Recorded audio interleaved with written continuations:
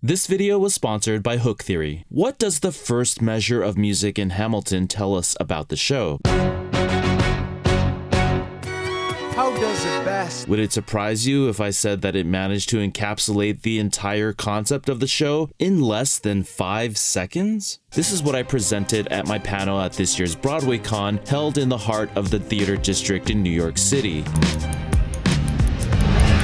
And the panel was perfect for me because it was a deep dive into the score of Hamilton, a topic I've covered so extensively on this channel that I'm actually writing a book about my Hamilton analyses coming out later this year. And this year also happens to be an especially important year for Hamilton as it's celebrating its 10th anniversary. #Hamilten. Hamilton opened off-Broadway at the Public Theater in February of 2015 and then transferred to Broadway in August of that same year. But even after 10 years of Hamilton existing and me analyzing all of its themes and techniques, there are still amazing details that I haven't dissected yet. And as it turns out, Lin-Manuel Miranda actually showed up at this year's BroadwayCon where he explained why he packed Hamilton with so many things to talk about. The hip-hop I love, I get more and more each time I listen to it, but the thing that's drilled into your head when you're writing for musical theater is clarity, and everyone's got to get everything the first time. And that's true, but at the same time, I wanted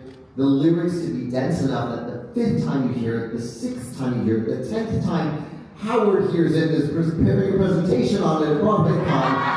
He hears new stuff about it. Okay, did you guys catch that? That was literally Lin giving a shout out to me. I'm Howard, and this is my channel, Howard Ho Music. Later on in the same event, Lin actually mentioned me again. I want to say one music nerd thing about that song because I know Howard is probably here and he likes to dissect and deconstruct my music on YouTube and he does it very beautifully. He said my name.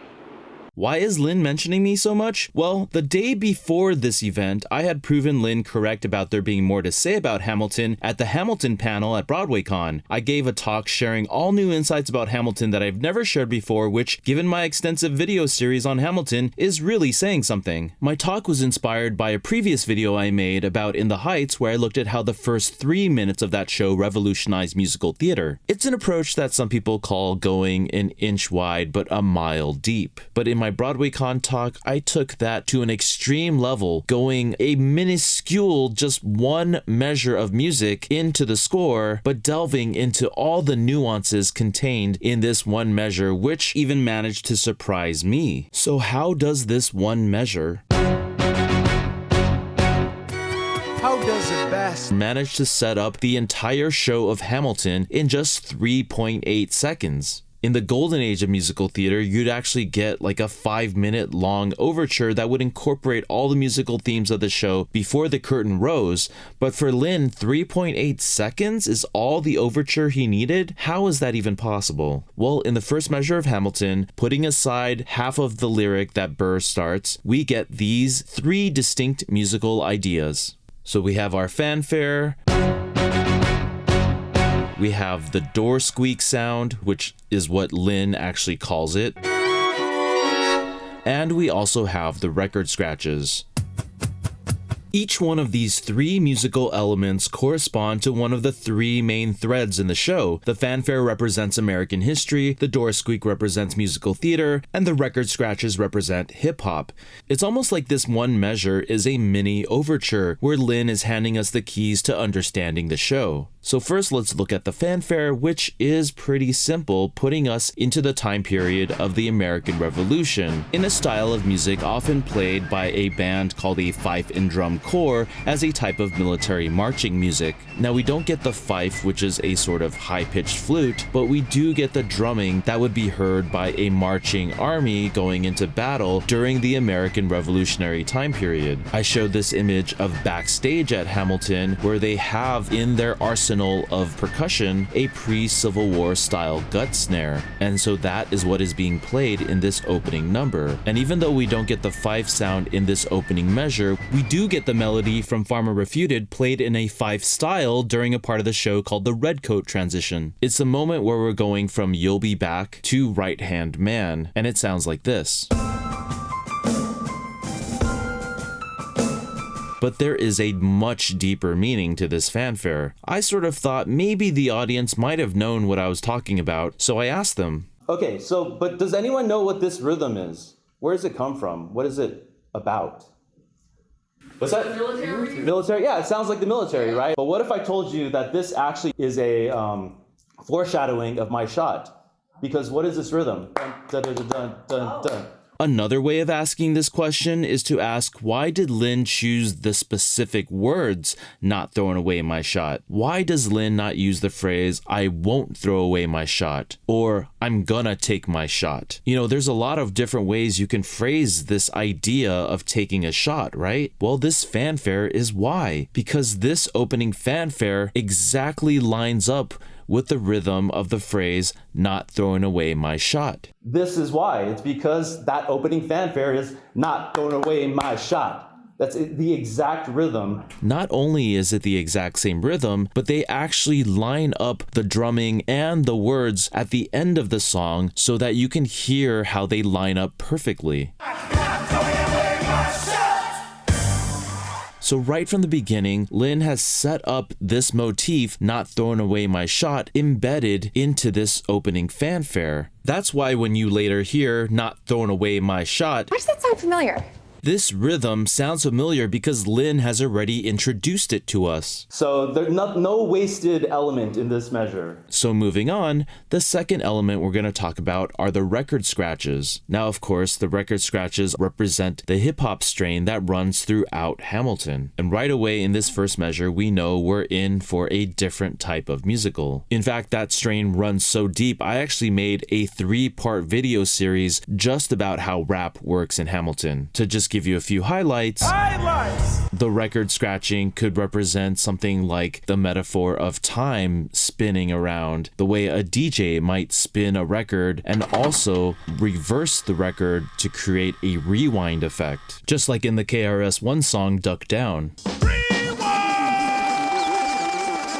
It's this exact metaphor of using a rewind to revisit the past that we get in the song Satisfied, which revisits the events of the previous song, Helpless. A record also gives us vinyl crackle, which is that sort of fuzzy crackle that you get from an old vintage record. And because it reminds us of an old record, we often hear that sound when something is meant to remind us of something that is old or outdated. For example, in previous videos, I explained how we hear vinyl crackle in the room where it happens because we hear a snippet of the brass that is calling back to my shot. And we also hear the vinyl crackle at the beginning of Yorktown, symbolizing the danger that Hamilten feels is actually a callback to the danger he felt when he faced a hurricane as a young man. And of course, Hurricane and Yorktown feature the same chord progression, further cementing the relationship between these two moments in Hamilton's life. Check out my Yorktown Hurricane video for more on that. In fact, while we're on the subject, most of my Hamilten analyses are based around this idea of looped chord progressions, which can represent a person like how the Aaron Burr chord progression represents Aaron Burr, or an idea like how the My Shot chord progression represents ambition. And those loops were derived from hip-hop beats made by DJs who were looping records, alternating between two turntables to create an infinite loop by queuing up one turntable while the other one was playing. One turntable plays music that the dancers are partying to right now, and the other is playing music that they will be partying to in the imminent future. The GOAT. In fact, the idea of loops are at the core of Lin's compositional method. I sort of look for the music at the piano that I feel best serves this mood. I'll record just enough of it to get a loop, and then I'll go off and talk to myself. But perhaps the biggest tie-in between hip-hop and Hamilten is the fact that hip-hop is built to contain verbal density. It has more words per measure than any other musical genre. As rapping over a beat tends to allow for a lot of words to happen, and of course Hamilten was known for being very verbose. And if Hamilten had anything in his writings, it was this density. The verbal density found in rap music solves an important musical theater question. How do you turn political debates into song lyrics? Sunday, Sunday 6, the musical, we have a 40-minute stretch where there's no song and it's just people speaking in dialogue. Nothing wrong with that. Obviously, it won Best Musical and everything. But they couldn't figure out how to musicalize the debate. Hip hop kind of solves that, right? And to demonstrate how Hamilton succeeded in musicalizing political debates, I played this side-by-side comparison of a scene from John Adams' The HBO miniseries and the Cabinet Battle #1. In this scene, Hamilton is debating with Jefferson, and it's almost exactly the Cabinet Battle #1, except obviously they're speaking it. Are you ready for a cabinet meeting? Our first step would be to incur a national debt. To that end, I have recommended to the President that Congress adopt all the debts incurred by the individual states during the war. We assume the debts the union gets, a new line of credit, a financial diuretic. How do you not get it? If the states are indebted to a central authority, it increases the power of the central government. Oh, but Hamilton forgets. His plan would have the government assume states' debts. Now place your bets as to who that benefits. The very seat of government where Hamilton sits. The moneyed interest in this country is all in the north, so the wealth and power would inevitably be concentrated there in the federal government. New York's in debt. Why should Virginia bear it? Our debts are paid, I'm afraid. Don't tax the South, because we got it made in the shade. And those are just some of the ways the hip-hop aesthetic exemplified by the record scratches manifests itself throughout the show. Which brings us to the third element of this first measure, the door squeak. Now this door squeak may sound like a sort of throwaway melody, but it actually has a function in the show. The reason Lin calls it a door squeak is because he actually got this melody from this sound effect file that was in his audio program. This is what the door squeak originally sounded like. You not only hear the door squeaking, but you also hear it slam shut. Now we're gonna get back to the door slam, but for now let's focus on the squeak. Now my guess is that Alex Lacamoire, Lin's musical right-hand man, was the first person to transcribe this door squeak for the piano, and he was the first person to ever play it in public way back in 2009 at the White House. How does a bastard? And just like in that iconic opening, the door squeak tends to return every time the fanfare does. How does the bastard? How does a ragtag? How does Hamilton? But sometimes we just get the door squeak by itself. For example, remember the redcoat transition I talked about earlier? Well, the redcoat transition shows a redcoat soldier killing someone in an act of escalation that leads into Right-Hand Man, a song about Washington's struggles fighting against those redcoats. So yes, the door squeak is related to the fanfare and the idea of combat and violence and these pivotal moments in war. And so if you think about like a door and war, I mean, I didn't mean it to rhyme that way, but it just kind of does when you're talking about Lin. But if you think about it, a war is kind of like a door. For example, one of the metaphors of war used in Hamilton is "see you on the other side." See you on the other side of the war. I'll see you on the other side of the war. Go, lead your men. See you on the other side. Till we meet again. Later on, the phrase "the other side" even becomes synonymous with death. I'll see you on the other side. And because Yorktown is the big battle sequence in Hamilton, the door squeak melody gets expanded upon in Yorktown. The melody of the door squeak is a leap up, followed by stepwise notes going down. But in Yorktown, this simple melody gets a much larger variation and becomes this much bigger thing.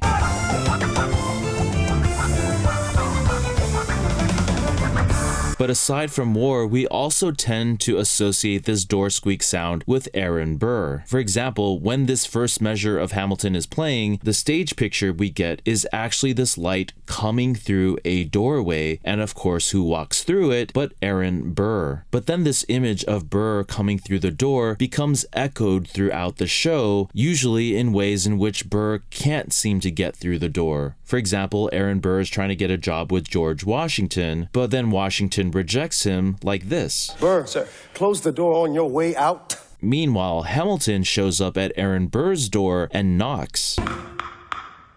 Alexander. Aaron Burr, sir. Hamilton's trying to convince Burr to write some of the Federalist Papers, but of course this time Burr doesn't want to go through the door and rejects Hamilton's offer. In Act 2, Burr has suddenly changed his mind. He's been shut out of power while Hamilton has had the doors of power open to him.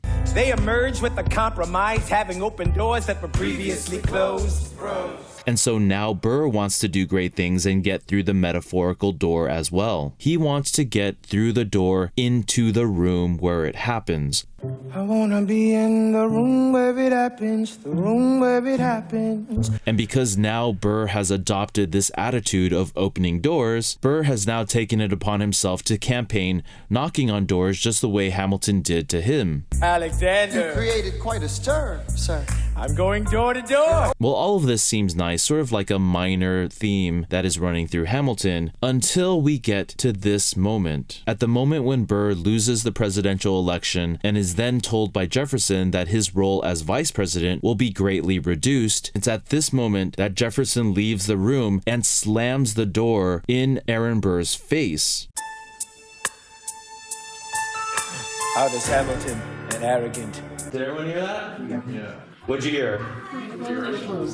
The door squeak with the slam. Yeah, the door was slammed in his face.